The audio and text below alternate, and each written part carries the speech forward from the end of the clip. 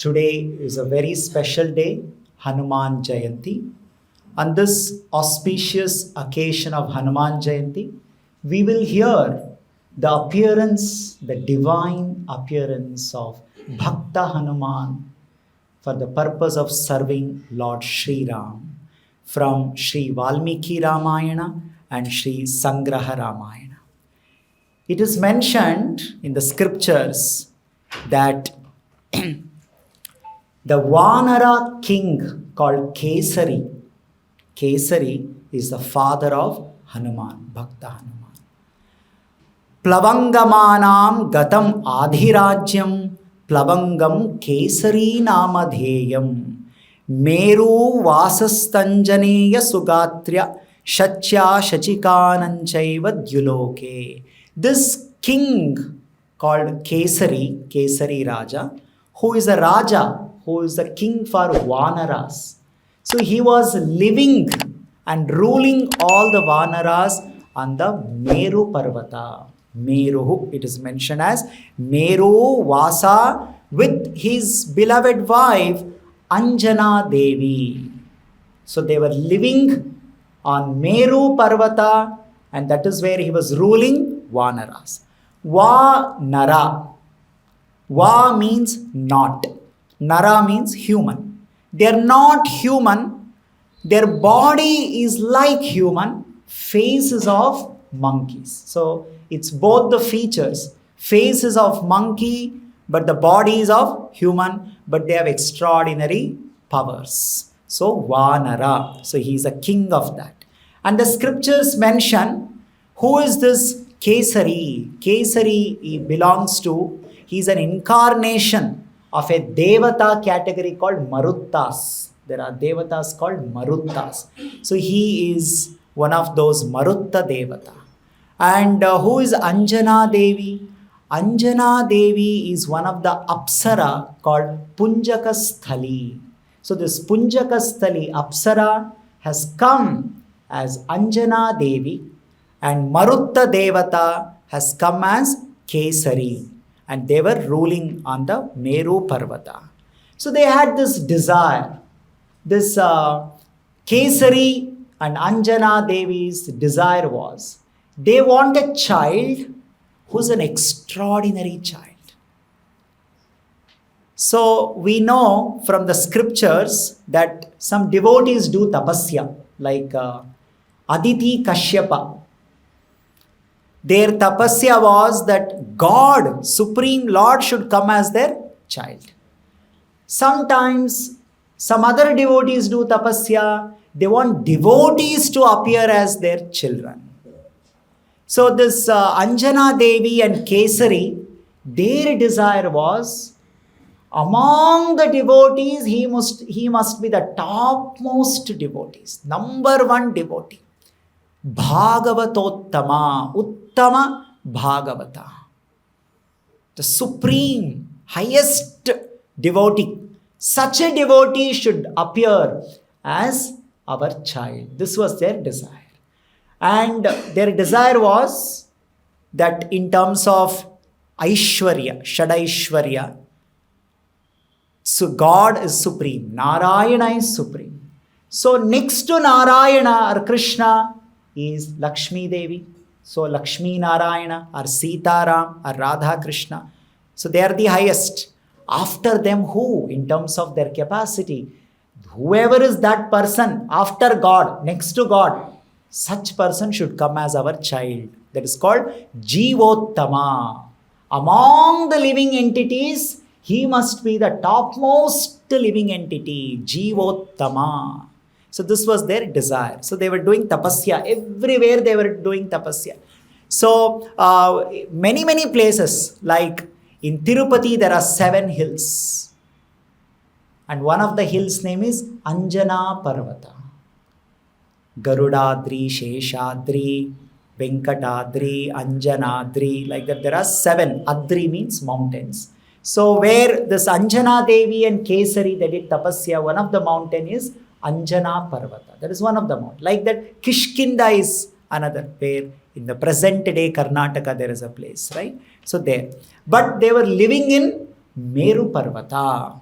So one day, when this Kesari was doing his tapasya, he saw that there was Bharadwaja Muni.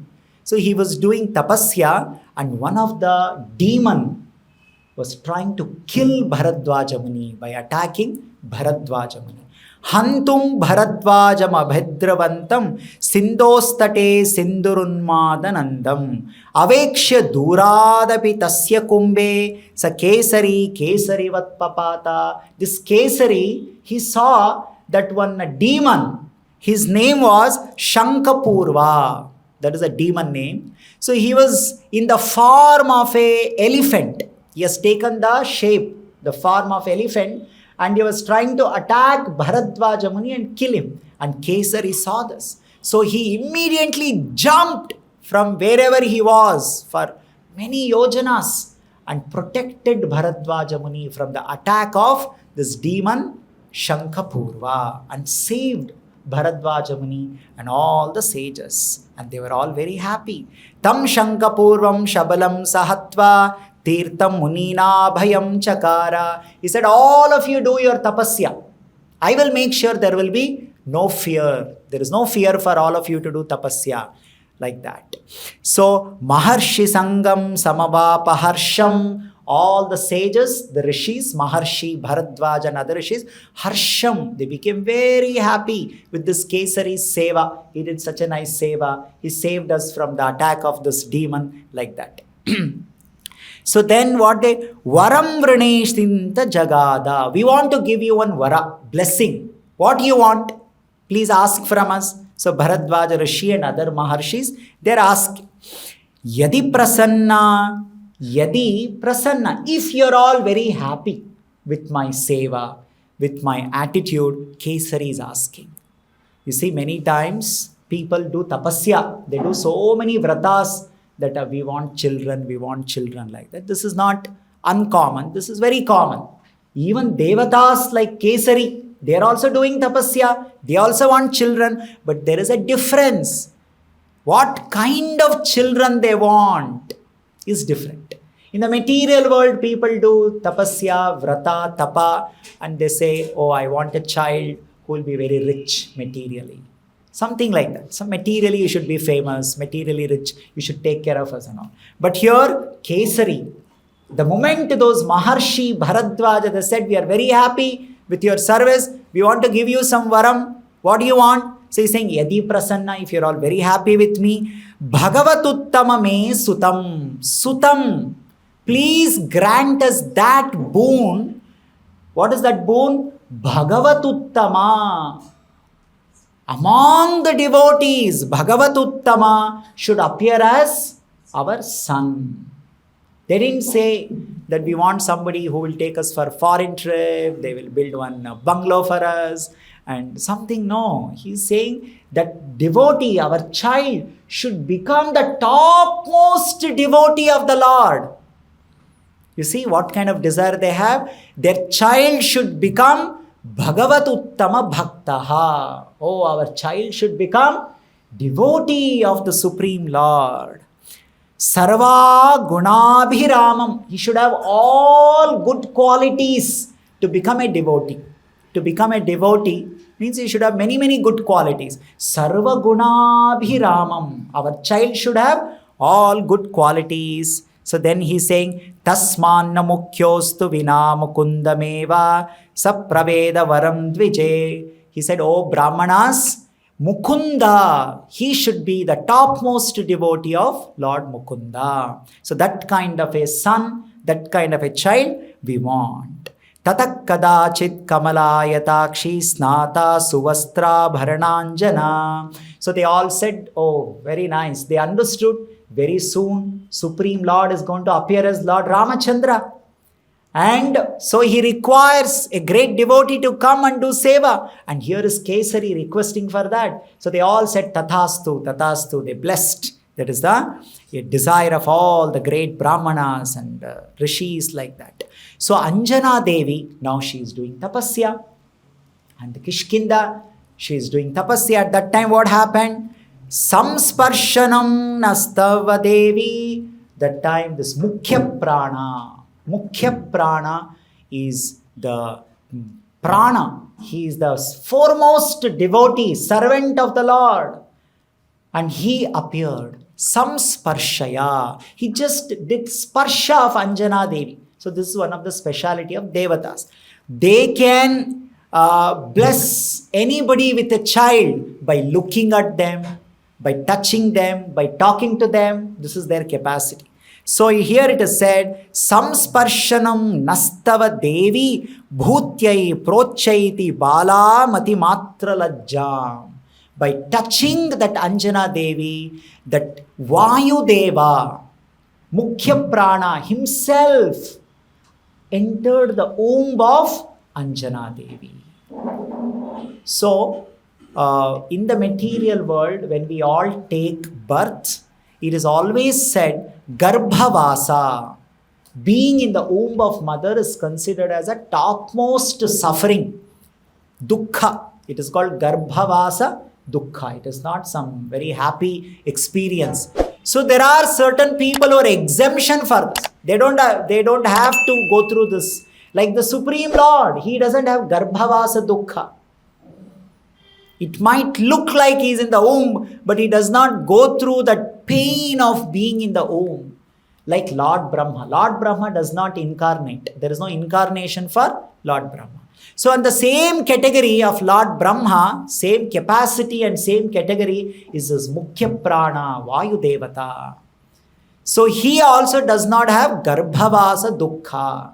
He is in the womb of Anjana Devi, but he does not suffer in the womb.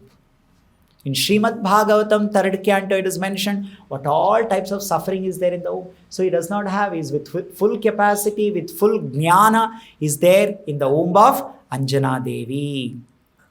Asuta sunum tamasam vinasham. And when the child appeared, when this child of Anjana Devi called Anjaneya, Anjaneya means son of Anjana Devi. Asuta sunum tamasam vinasham. He appeared destroying all the darkness of the world.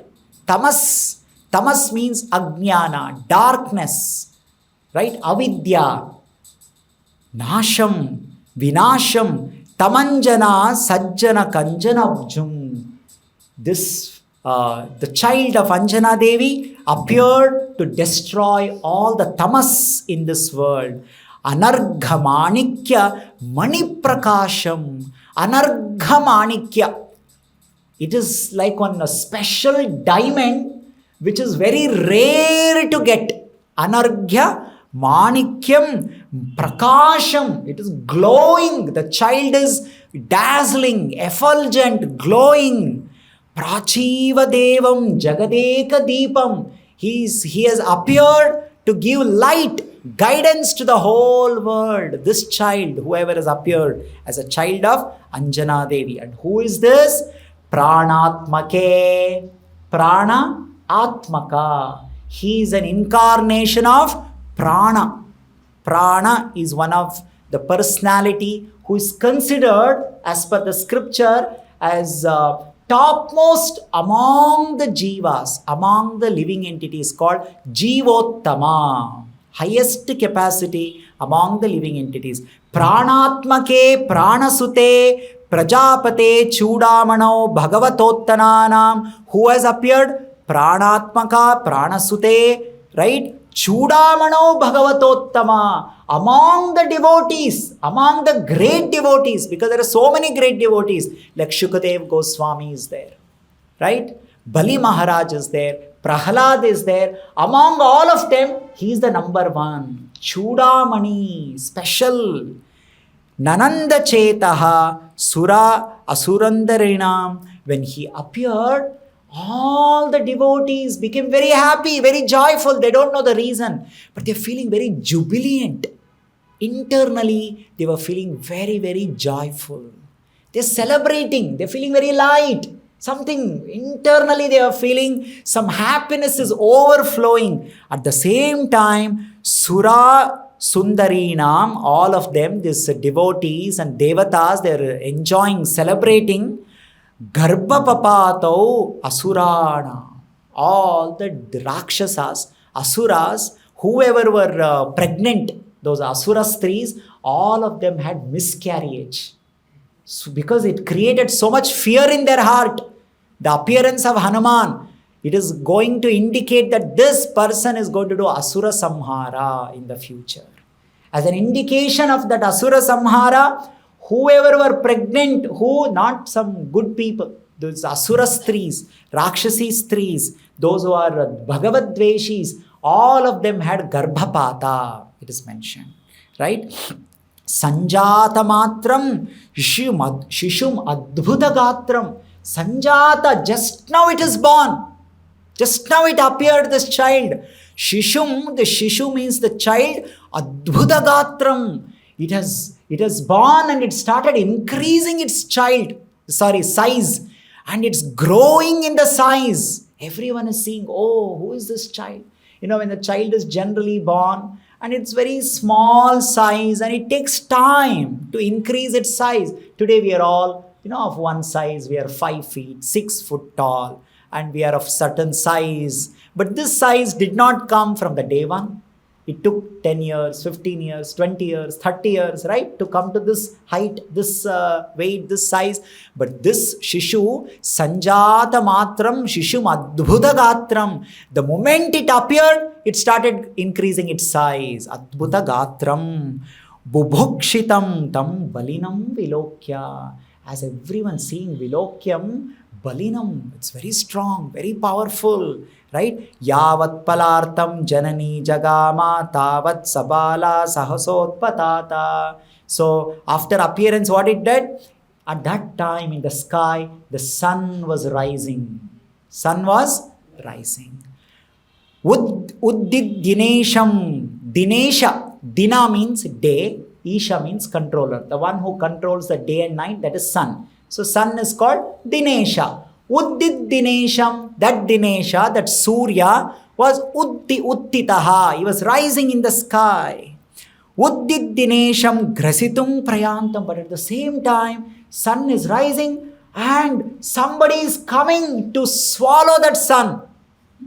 That is Grahana. Grasitum. Grasitum Prayantam Tat Tejasa Lohitamashu Rahum. The Rahu Graha, the demon Rahu, was coming to attack Surya, coming to swallow Surya. And this child that had just born, the child is watching this. In the sky, the sun is getting eclipsed or eaten away by the Rahu. Rahu, this demon, right? Pratyudyayo nama phalam vichindan nisargato dushta janasa haso. This child has a nature. Anjaneya is born with a nature. The nature of this, that is, he cannot tolerate dushta jana. Any people who are dushta buddhi, dushta swabhava, any harmful people, he cannot tolerate. That is his nature. By birth is demonstrating that. And he saw this dushta Rahu is trying to attack sun, Surya. And this Anjaneya, this child is seeing that Rahusta. It is said that what it does, Tamutpanantam Harichakra Kalpam Vilokya Loke Sakutu Halo Babhut. Immediately jumped into sky. Have you seen a child just now born jumping into the sky? This child jumped into the sky and immediately went to protect Surya Bhagavan. He went to protect Surya. So people have some wrong stories in their mind. They say that Hanuman, this Anjaneya, was born. He jumped into the sky to eat the sun. He did not jump into the sky to eat the sun. He jumped into the sky to protect the sun, Surya, from the Rahu attack. Because he is Dushta Vinasha. He is a protector of devotees and he is the annihilator of the miscreant people. To demonstrate that, which is his nature, so he jumped and he attacked Rahu. He protected Surya. Now Rahu became very angry. Who is this child? He's attacking me. I'm so powerful. I attack Surya only. Who is this one who is attacking me? He seems to be so powerful. He has got such a big body, big size. So he immediately went to Indra. So he went to Indra Deva and he complained to Indra Deva, Rahusta Shakram Sharanam Jagama. Shakra is another name of Indra, because he performs a lot of yajnas, is called Shakra. So Rahu Shakram Sharanam, he went to Indra Deva and took his shelter and said, see, you have to protect me. Somebody has attacked me today. So no one knows who is this child, first of all. So somebody has attacked under your administration. You're the one who is an administrator. How can somebody attack me like this? You have to protect me. So Indra became very angry. Who is this person who can attack? I don't know who is that person. So now Indra came. Rahustu Shakram Sharanam Jagama Shakropi Vajram Shishave Mumocha. The Shakra, Indra Deva, brought his Vajra. Vajra is his Ayudha. Vajra Ayudha. Thunderbolt, right? This Vajra Ayudha is very powerful. It is Brahma has given blessing. What is that? Whichever thing you attack with Vajrayudha, everything will be decimated. It will become powder. That is the capacity of Vajrayudha. Now, Indra does not attack everybody with Vajra. You should know this. Just because you have got a nuclear bomb doesn't mean that any threat you immediately attack with a nuclear bomb. No. You attack nuclear bomb only when you realize that it is such a powerful enemy. So Indra saw this child that is born is a very powerful person. He cannot be controlled with any other ayudas. So he attacked with Vajrayudha. Vajram Shishum Mamocha. He attacked, right? Then immediately Anyabhisakyaya na dharma buddhir madhyan pramadye sujunopi noonam. So, not realizing who is this personality, Indra attacked with Vajrayudha. The child started falling from Meru Parvata. He actually, nothing happens to this personality. His Mukhya Prana is very powerful. He is much powerful than Indra. Then why is he falling? He actually wanted to demonstrate who he is. There is some Leela is supposed to happen. Then what happened? When the child was falling down, his Moola Rupa, that is Mukhya Prana, Vayudeva, he caught this child and he kept on the lap and he sat down. He became very angry. Who attacked my child? How can anybody attack my child like this? What happened? At that time, Nistaditano no Nishitena Tena Shailendra Shrungeta Shishum Papata. Shailendra Shrunga, from the tip of that Meru Parvata, Papata, this child was falling. Pranadhinata Pranayat Swapotam, this Pranadhinata, Prana, Mukhya Prana, he caught the child because it is his own child, right? Jagraha Kupyan Kulishayudhaya. He has become very angry that how can somebody attack? Tena gasa pranapatau sakope chelurna loka shivashakra mukhya. Everything he withdraw. Actually, in this world, it is said in the Shastras, in the Rigveda, everything is happening because of Mukhya Prana. The wind is blowing. All of us are breathing. Agni is burning. It is because of Prana. Prana means life energy. Like, we say when someone dies, we say Prana has gone. So the moment Prana goes, nothing happens in the body. Body is there, but it is called dead body. So Prana is the one which is carrying the Atma. It is mentioned in Srimad Bhagavatam. Prana, Apana, Vyana, Udhana. So there is a Prana Vayu in our body. In that Prana Vayu, our Atma is floating. Once the Prana goes out, Atma also goes out. So Atma cannot stay without Prana. That means Atma, soul, cannot do any work without Prana. So that Prana is the one who is Anjaneya. From his Moola Rupa, out of anger, is sitting. He has withdrawn. So when the Prana has stopped working, nobody can do anything. The whole world became station. It's like no motion, no movement. Yajna stopped, Adhyayana stopped, everything stopped. So that time the whole world became shocked. Why it happened? What happened? What happened? So at that time all the devatas came and started offering prayers. But Mukhya Prana was angry. And then they all went to Brahma. Only you can solve this problem. So then Lord Brahma comes. And then out of concern, Lord Brahma speaks to this Mukhya Prana. And then he says, please don't be angry. If you become angry, nothing can go on in this world. Please calm down. And then Brahma becomes very angry at Indra. This foolish Indra, he has become arrogant. He has lost his intelligence out of his wealth. And he thinks he can attack anyone. And he has not used his buddhi. He has attacked Mukhya Prana, who is greatest devotee, who has appeared to do great service to Lord Ram. He will perform unimaginable task in the future. Such a great personality, Bhagavatottama Chudamani is attacked. So then Indra comes and begs forgiveness. And then Indra says, because I attacked with Vajrayudha. When I attacked on his jawline. This is jawline, right? I attacked. And Sanskrit jawline is called Hanu. This is called Hanu. So there is nothing in this world which can withstand the power of my Ayudha. Right? Nothing can withstand. If I take my Vajrayudha and attack on mountain, the mountain will be crushed to pieces, powder. But this child, I attacked with my Vajrayudha, especially on this. Sometime there was one hero in one cinema industry. Very beautiful, good looking, charming, enchanting hero. See, if you are to be beautiful, your face should be in proper size and shape, right?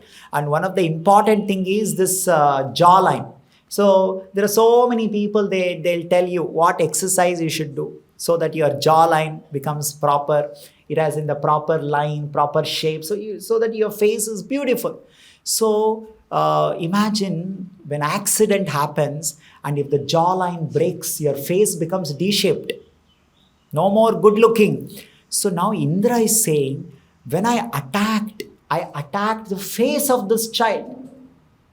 And that too attacked with what? Vajrayudha. First of all, this child should have died. Secondly, even if it is alive, it should be deformed, D-shaped. But surprisingly, nothing has happened. And the jaw, that Hanu, is intact. It remained in its beautiful shape. So this child should be called as Hanuman. This child should be called as Hanuman. Hanu means jawline. And the one who has the most beautiful jawline, so his name is Hanuman. Again, people have some wrong understanding in their mind. They say that according to wrong philosophy, Vajrayudha was attacked, Indra attacked this Anjaneya. So because of that, his face became D-shaped and is swollen. No, this is all offensive. His face, nothing happened. According to Shastra, his face remained intact, most beautiful. Sarva Gunabhiramam. One of the quality of a pure devotee means he has all the beauty. A devotee is also very beautiful, like the Supreme Lord. Kandarpakoti kamaniya vishesha shobham. That's the beauty of the Lord. And so this Bhagavatottam also has got beautiful face. His beautiful face was not harmed. So Indra said, this child shall be called as Hanuman. And then Brahma said, this is not the only meaning of Hanuman. Brahma said, I will also give some namakaranam. I will explain what is the meaning of this. Hanu. Hanu means in Sanskrit knowledge, jnana. So all the jnana of Narayana, this child has got. When you go on comparing, okay, here is some person who has got 10 rupee, somebody has got 50 rupee, somebody has got 100, somebody has 500, somebody has 2000, right? Like that, when you count the jnana, knowledge about Narayana, this devotee has the highest jnana. That is why his name is Hanuman. In Sanskrit, man means one who possesses. Shriman. Right? Man means the one who has got. You're got, so you're called man. So Hanuman means one who has got. Hanu means knowledge. You got highest knowledge. So much knowledge. Nobody can compare the knowledge with this child. That is a kind of knowledge. So Hanuman. This is the second meaning that Lord Brahma himself is giving. Hanuman. And then again Brahma said, no, one more meaning is there. He said, Hanu, Hananaha means killing, destroying. This child will destroy most powerful people in the service of Lord Ram. That's how we remember when Hanuman comes, Lanka, so many people attack. It is said that Ravana had 4,000 Akshohini Sainya. Right? And most of this Akshohini Sainya of Ravan was simply destroyed by Hanuman. Hanana means the killer. So he can kill, he can destroy. Akshaya Kumara. Right? So nobody could do anything. So he will destroy, he will kill all the Rakshasas in the service of Lord Ramachandra. That is why his name is Hanuman. So Indra called Hanuman because Vajrayudha did not harm the beautiful face. So he is Hanuman. Lord Brahma called him Hanuman because he has got the supreme knowledge, highest knowledge of Narayana, Bhagavad Bhakti. And then Hanu also means the one who kills. So he will kill all the Rakshasas in the service of Lord Sri Ramachandra. So in this way, this great devotee appeared on this Chaitra Masa, Shukla Paksha, Paurnami Tithi in order to serve his beloved Lord Sri Ramachandra. Generally, when Devatas incarnate, when they do avatar, after that whatever purpose of the avatar is over, they go and merge in their Mula Rupa. Like for example, Vali. Vali is incarnation of Indra. Sugriva is incarnation of Surya. So once that work is over, that Sugriva will merge in his Mula Rupa as Surya. But in the case of Hanuman, it is not like that. Hanuman is Mukhya Prana. So after Ramayana gets over, Treta Yuga gets over, he does not go and merge into Mukhya Prana. He will remain in his form as Hanuman forever. And that Hanuman, Yatra Yatra Rama Kataha, wherever the glories of Lord Ram is sung, there immediately Hanuman will appear. Whenever we say, that is why when we go and when we see Hanuman, we say Shri Ram, Jai Shri Ram. We don't say Jai Hanuman, we say Jai Shri Ram. Because if you want to call Hanuman, if you say Jai Hanuman, he will not come. He will not even pay attention to it. You want Hanuman, you have to call Jai Shri Ram. Where is Ram? There is Hanuman. So with Ram, Hanuman is always there. And we see in Valmiki Ramayana, especially in Sundarakanda, how he performs beautiful activities. This Kesari Nandana, the son of Kesari, so he is already the king and the Meru Parvata, king of all the Vanaras. So this Hanuman said, I don't want to come and become the next king. I will go to Kishkinda. I will wait there for Lord Ram to come. Vairagya Guna. That so much renunciation is there. I want to go and do service to Lord Ram. I don't want to come and become some king somewhere on the Meru Parvata. See, this is the Vairagya devotee has got. Serving Lord Ram is more important than becoming king somewhere. So he has come and he is Shishta Rakshaka. Always he will protect those who are devotees and good people. So he is protecting Sugriva. He is with Sugriva. right? And waiting in the Kishkinda for Lord Ram to come. And in Valmiki Ramayana, there is a separate part. Ayodhya Kanda, Bala Kanda, Aranya Kanda, Kishkinda Kanda, then comes Sundara Kanda. In the Sundara Kanda, the speciality of Sundara Kanda is that it is only about Hanuman. Not even one shloka is there about Ram. Can you imagine? The name is called Ramayana. In the Ramayana, one important big section is dedicated for Hanuman. And it is called as the most beautiful one. So, first of all, Ramayana is very beautiful. Madhuram Madhuraksharam, Valmiki says. But in that beautiful Ramayana, which is the most beautiful part, the most beautiful Ramayana is where Hanuman activities are there. So Valmiki has named it as Sundara Kanda. Kanda means part. Which part of Ramayana is very beautiful? Where Hanuman comes, where Hanuman activities are there, that is very beautiful. See how great he is, right? So Lord Ram is not saying, no, I am great, I am beautiful, my activities are beautiful. He said, my devotee is beautiful, his activities are beautiful. In my Ramayana, his part should be called as Sundara Kanda.